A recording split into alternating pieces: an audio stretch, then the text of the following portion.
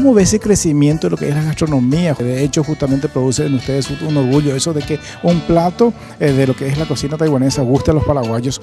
Primero porque es muy sano, segundo porque es fácil y rápido de preparar. Yo sé, yo siempre digo, ¿no? La comida china aquí tan popular porque a la gente cree, siempre cree, ¿no? Que la comida china es una comida no solamente con muchas variedades, también es una comida muy sana. Entonces aquí en este momento, en el siglo XXI, cada uno consideramos mucho la salud, es lo más importante para cada uno. Por eso, por comida china ahora, para mí, ¿no? O sea, aquí en Paraguay cada día más aceptable. También en China, Taiwán se tiene presencia de lo que es fast food. Por supuesto, el gobierno limita un poquitito y hace de que algunos platos, como por ejemplo, que es la base del arroz, forme parte de esa alimentación y de las preparaciones.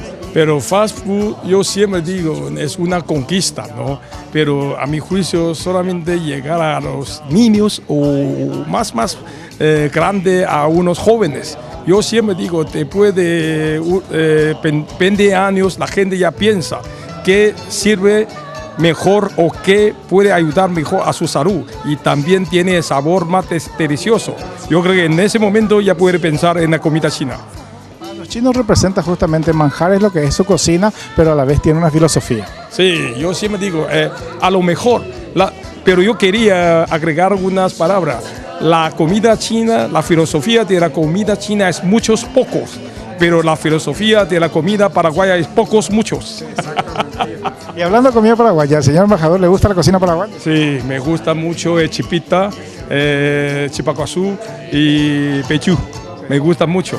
Y también me gusta, digamos, ¿no? O sea, asado.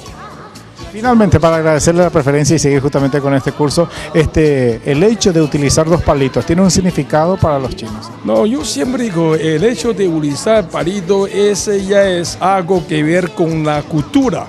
Pero yo siempre digo, para los amigos paraguayos, fácilmente aprenden, solamente mucha práctica. Muchas gracias, éxito.